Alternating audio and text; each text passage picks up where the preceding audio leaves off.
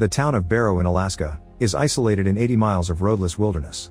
Once a year, they spend 30 days of winter in complete darkness known as the Polar Night. Near this town, the stranger arrives on a boat, and after staring at a creepy ship in the distance, he makes his way to Barrow. Outside Barrow, sheriffs Eben and Billy find a pile of burnt phones buried in the snow, which doesn't look like a prank. They also take the chance to look at the last sunset they'll have for a month. In town, people are getting ready to either hibernate or leave on the next plane.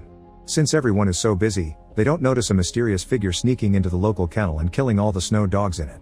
Back to the sheriffs, they stop to check on Bo, whose bulldozer is leaking gas all over the snow.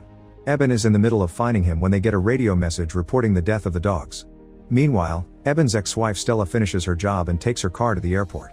In the middle of the road she's suddenly hit by a bulldozer, destroying her car.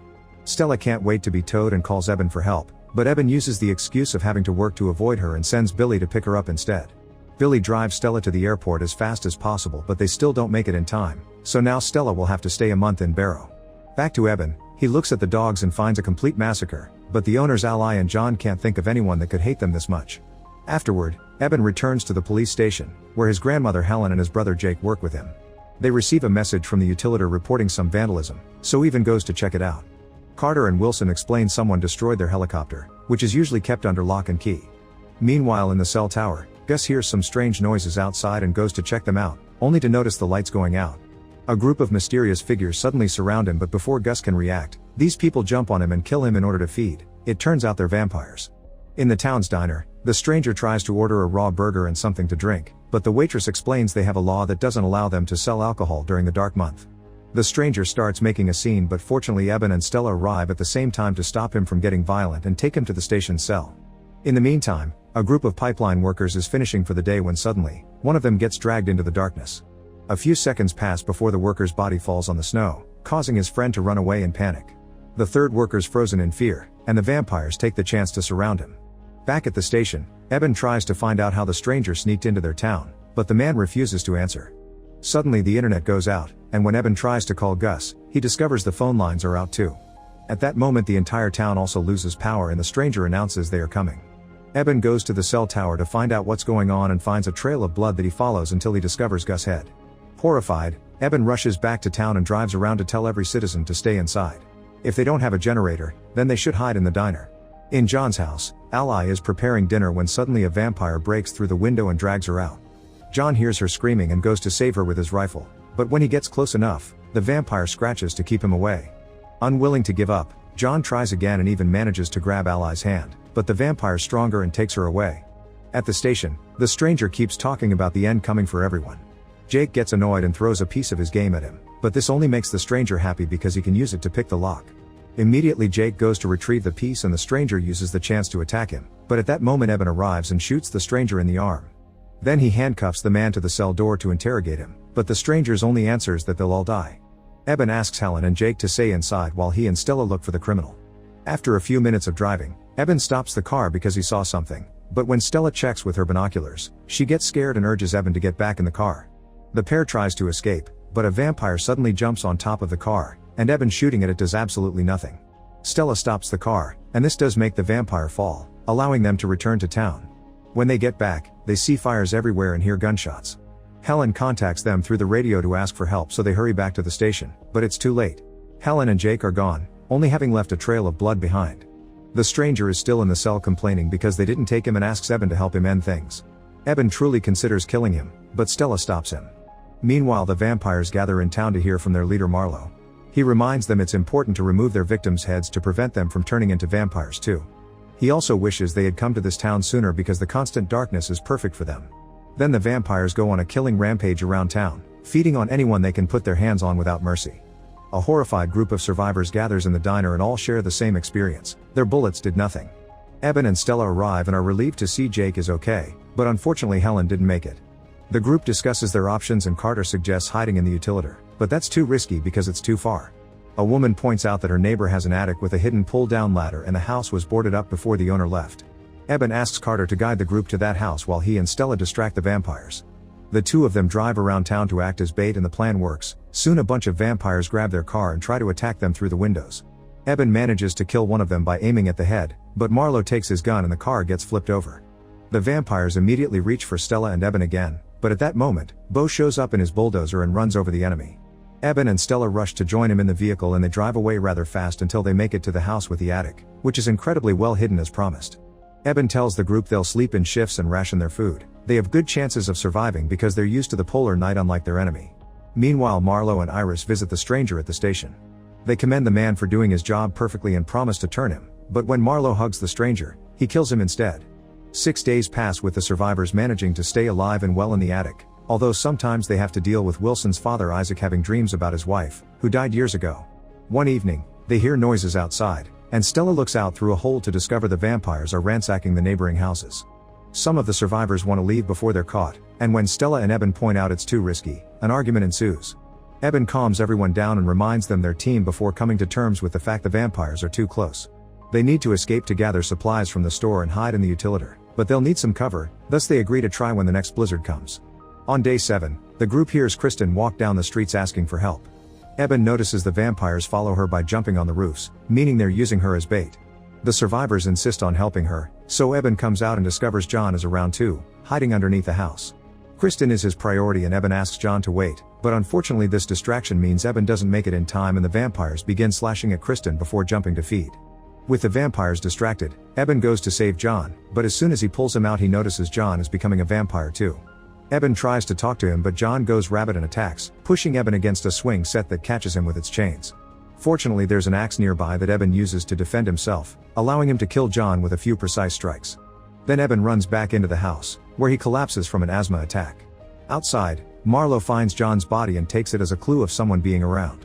Moments later, it's Stella's turn to be on guard, and Isaac takes advantage of her falling asleep to leave the basement.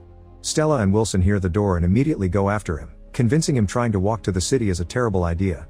Isaac cries as he thinks his wife won't survive and goes to the bathroom. However, seconds later they hear a noise and discover the door's locked.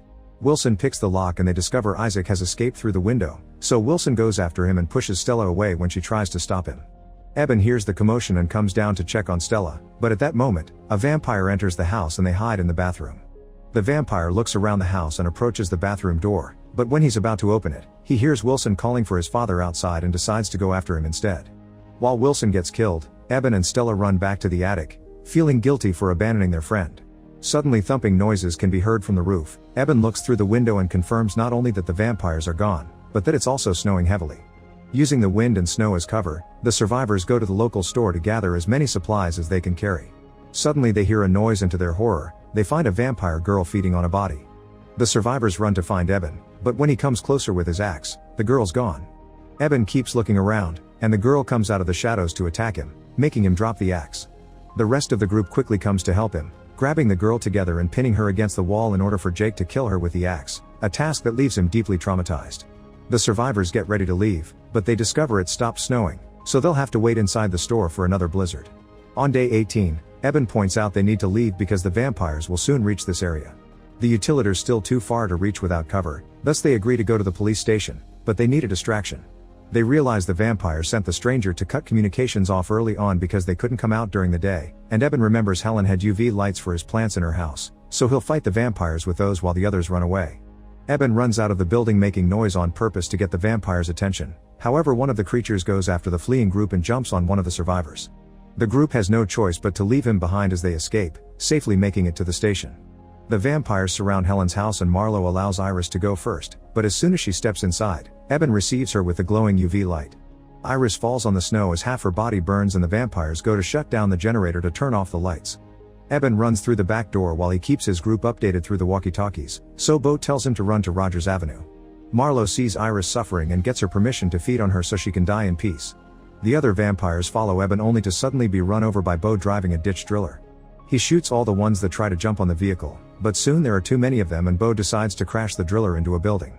Then he leaves the vehicle with a box of explosives in hand, and since his rifle is jammed, he lights a flare and drops it in the box. Eben watches the explosion that takes down a bunch of vampires before running away in grief. However, Bo is still alive. When he comes out of the building, Marlo calls him pathetic and kills him with his foot. Eben joins the others at the station, but their reunion is cut short when Carter reveals he was bitten by the girl in the store when they held her down. Carter lost his family in a car crash and has wanted to end things for a while, but he never dared. Now he finally has a reason to ask for assistance. Eben hates to do this but knows it's for the sake of their own safety, so he takes Carter into another room to kill him while everyone hears. On day 27, they notice a light coming from a neighboring house. Eben and Stella go to check and are shocked to find Billy next to the bodies of his family after he killed them to save them from the vampires. He wanted to end things for himself too, but the gun jammed. Eben scolds Billy for not having even tried to save his family before the three of them return to the station, only to find it empty. Since it started to snow again, the trio assumes the others went to the Utilitator and begin heading there. When they hear some noises, they hide under a house and see Gail coming down the street. Stella rushes to grab her and bring her under the house right before a vampire appears, so Eben decides to distract him to give the others a chance to escape. However, instead of going with the girls, Billy runs in another direction in fear, getting another vampire's attention. Eben manages to run safely to the Utilitator and reunites with the others, but he worries when he notices Stella and Gail haven't arrived yet. Meanwhile, Marlowe gathers the vampires and reminds them humans shouldn't know they're real, meaning it's very important to find every single survivor and kill them all. Back at the Utilitator, Billy arrives without knowing a vampire's following him. The beast bites Billy and the group quickly comes to help him when they hear the screams. This vampire's stronger and manages to overpower Eben, almost throwing him into the metal grinder. Billy jumps on the creature and pushes it into the grinder first, effectively killing him but also losing his arms in the process. To make matters worse, Billy is starting to turn, so Eben has no choice but to kill him too. On day 30, the survivors begin to celebrate that the sun will come out soon. Eben finally manages to contact Stella through the walkie-talkie, and she explains she and Gail are hiding under a car nearby. Eben checks through the window and sees they're surrounded by vampires, so he asks Stella to wait under the car until morning and they can see the sunrise together. However, the vampires are tired of waiting and use the oil that Bo's bulldozer leaked all over town to start a fire. If Stella and Gail stay under the car, they'll burn, but if they come out, they'll be killed. A desperate Eben realizes a human can't win this fight, so he uses a syringe to take some blood from Billy and injects it into his own body. As Eben begins to turn, the others wonder if they should kill him, but a crying Jake protects his brother. Eben says goodbye to Jake with a hug, then goes outside to challenge Marlowe to a one-on-one fight. Marlowe accepts and begins beating Eben up easily, but this distraction gives Stella and Gail the chance to escape. Eben's body continues to change while he's being pulverized, and when Marlowe's about to deliver the final blow, Eben's eyes turn black. He uses his new full vampire strength to hit Marlowe's head so hard that he instantly kills him. Having lost their leader, the other vampires run away, but Eben doesn't go after them because it's almost dawn. Stella realizes the sunlight will affect Eben too, so she takes him to the top of the hill. The couple shares one final kiss as the sun comes up and turns Eben into ashes in Stella's arms.